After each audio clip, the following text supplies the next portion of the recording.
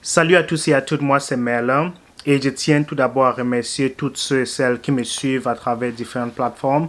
Et aujourd'hui, je tiens tout particulièrement à m'adresser aux étudiants et aux travailleurs, soit au Cameroun ou partout en Afrique, qui ont des ambitions surtout de venir étudier, soit en Europe ou aux États-Unis, parfois en Asie, je le dirais, et qui ont certaines questions et ne savent pas exactement, tu vois, quelles sont les premières choses qu'ils doivent viser, comment ils doivent réfléchir, comment ils doivent planifier le trajet ou leurs idées avant qu'ils n'arrivent en fait sur le territoire. Donc, au courant de cette vidéo, je tiens tout particulièrement à partager un peu mon expérience et surtout éviter à ces jeunes et ceux-là qui sont encore sur le chemin et ne savent pas comment ils doivent se comporter. Donc, je tiens à leur donner quelques conseils à travers cette vidéo.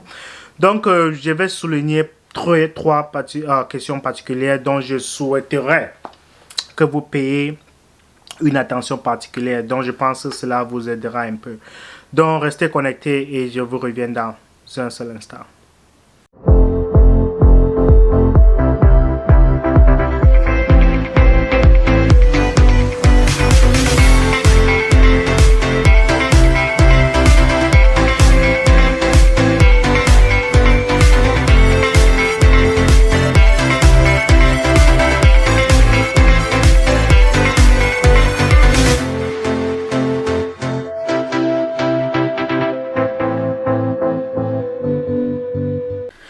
Ok, déjà, merci de rester connecté.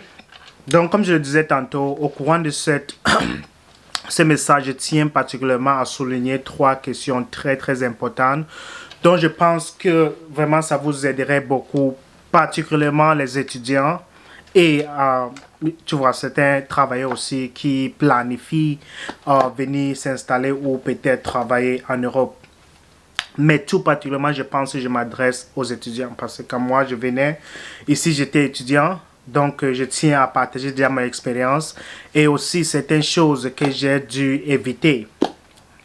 Tu vois, donc il y a certains pièges, certains trucs dont je n'ai pas pensé au départ. Et je pense qu'ils m'ont coûté un peu très cher ou coûté très cher à ma famille. Donc, je vais essayer de toucher à ça un tout petit peu. Donc, aujourd'hui, la raison de ce message, c'est parce que j'ai certains de mes amis, je tiens à les saluer d'ailleurs, m'ont envoyé beaucoup de messages et les questions sont particulièrement les mêmes. Déjà, je tiens à encourager toutes ceux et celles qui ont des questions, qui ont des messages, inboxés, envoyez-nous des messages et nous allons les regarder et s'il y a moyen, on va pouvoir les répondre à travers les moyens comme celui-ci.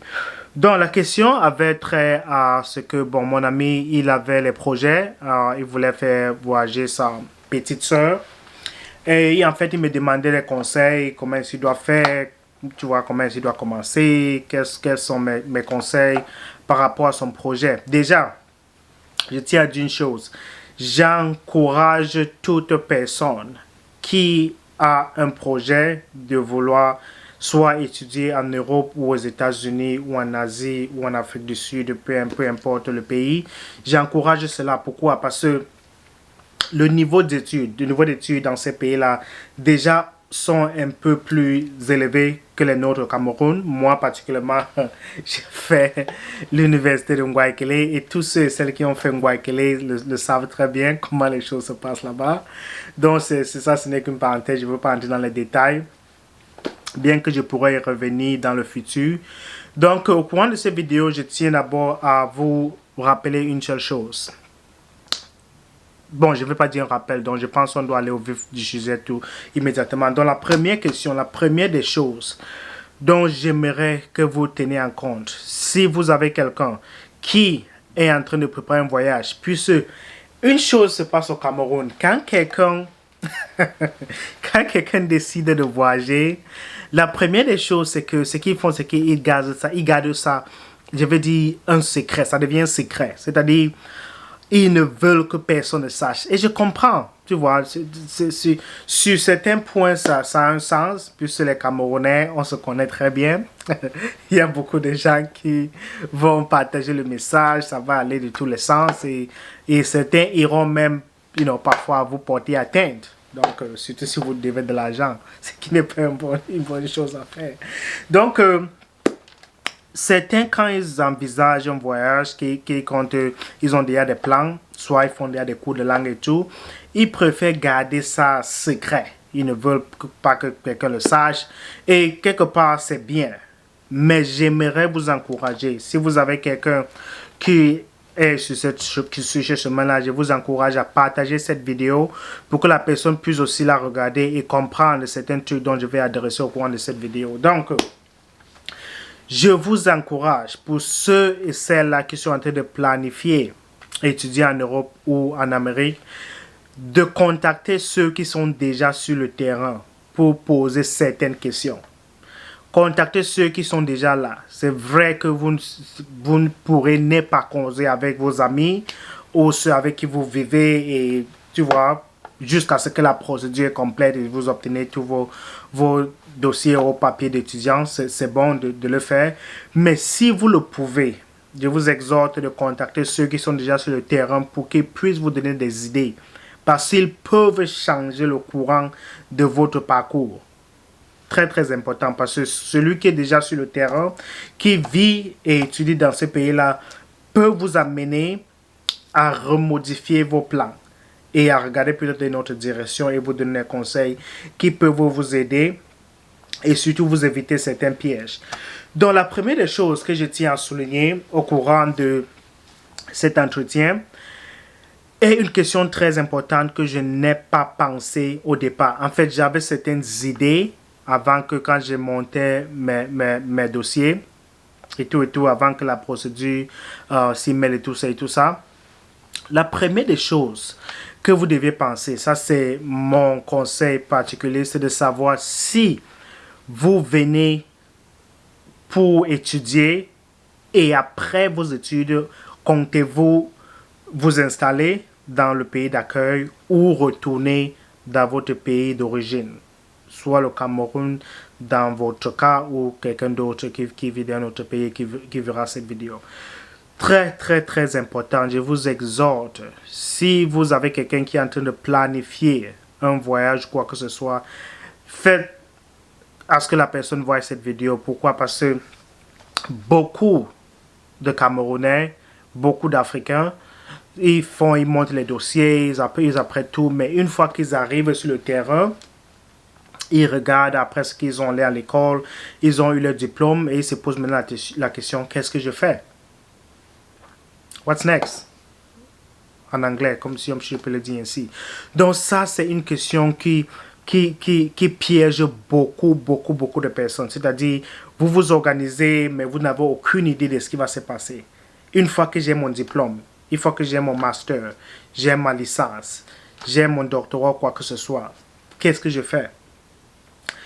Ai-je des projets pour pouvoir m'installer dans mon pays d'accueil et travailler là-bas? Ou est-ce que j'ai déjà quelque chose de garanti qui m'attend au Cameroun à mon retour?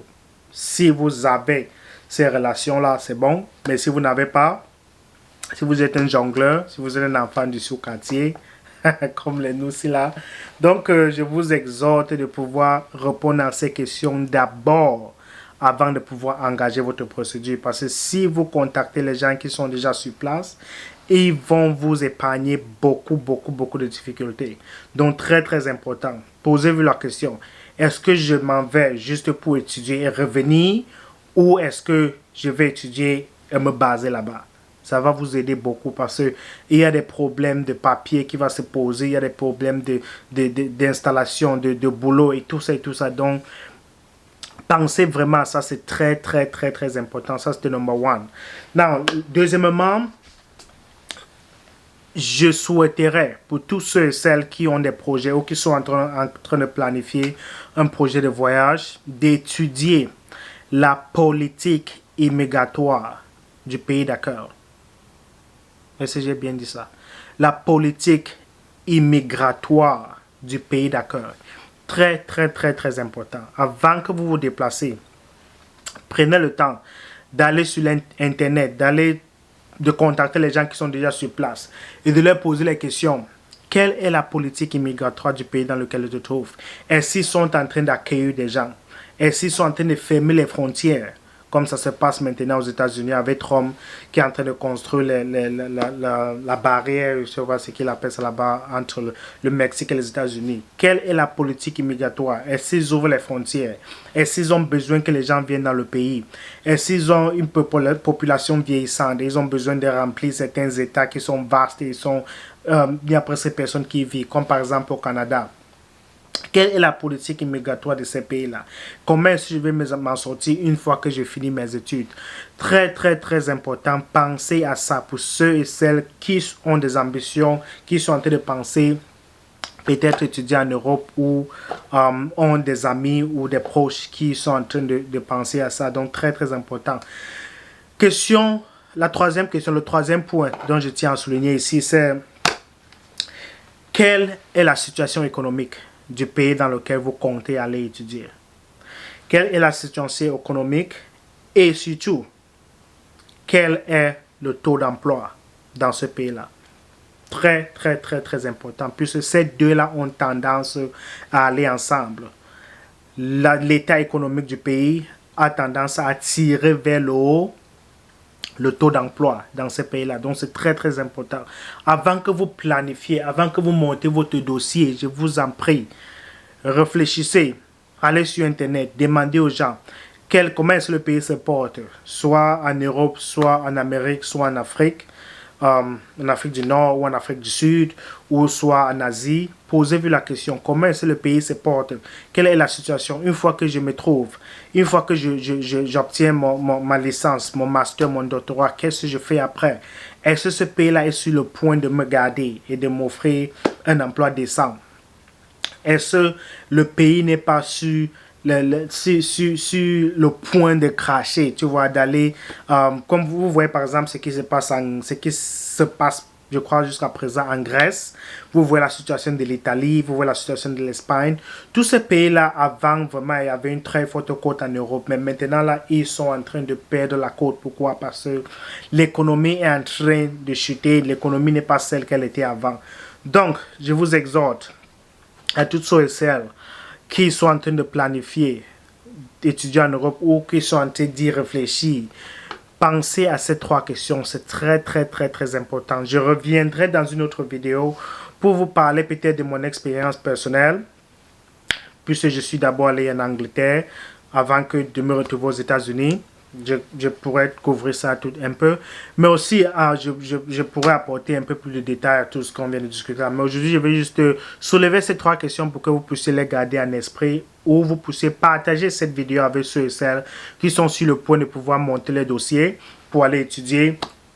Et aussi, je reviendrai dans une autre vidéo pour vous donner les pays qui, selon moi, sont les favoris. Les pays qui, selon moi, je pense que ces pays-là, si vous êtes sur le point de voyager, je souhaiterais que vous regardez d'abord ces pays-là par ordre d'importance ou par ordre en fait, ça c'est mon classement personnel, vous voyez. Donc, restez connectés. Je reviendrai avec une autre vidéo où je listerai les pays dont je souhaiterais que vous payiez une attention particulière, particulièrement à ceux et celles qui ont les projets de voyage ou qui souhaitent voyager pour venir en Europe, aux États-Unis. Je vous encourage déjà de le faire. C'est une très très bonne chose pour vous et pour votre famille. Donc, si vous trouvez cette vidéo intéressante et si j'ai soulevé certains points très intéressants, je veux d'abord vous rappeler ça. Premièrement, est-ce que vous comptez voyager juste pour étudier et revenir au pays ou vous comptez vous installer? Ça, c'est la première question très très importante. Deuxièmement, quelle est la politique immigratoire de votre pays d'accueil? Est-ce qu'ils ont besoin de gens? Est-ce qu'ils sont en train de fermer les frontières? Ça, c'est très important. Et troisièmement, quelle est la situation économique du pays d'accueil et quel est le taux d'emploi dans ce pays-là? Donc, ça sont les trois questions très, très importantes que je pense que vous deviez payer attention. Donc, partagez cette vidéo avec ceux et celles qui ont des projets et qui sont en train de penser à pouvoir venir étudier aux États-Unis ou vivre en Europe et tout ça. Et surtout, likez la page Melon Noni officiel sur Facebook. Sur Instagram, vous me trouvez à Melon Noni. Et sur YouTube, n'oubliez pas de souscrire à ma page. Et je vous reviendrai dans une prochaine vidéo. Ciao, ciao. Boom.